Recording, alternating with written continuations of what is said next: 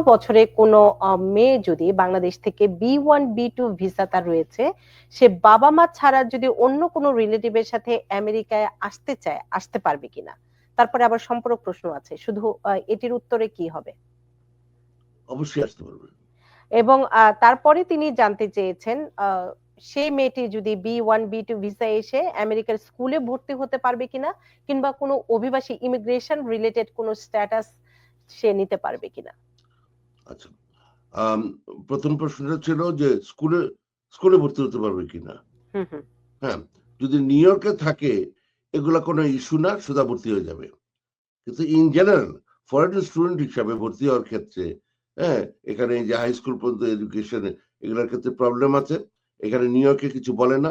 in general তার যে এই যে ফ্রি টিউশন এগুলা মানে এনজয় করা, মানে মোট কথা এটার যে সুযোগ সুবিধা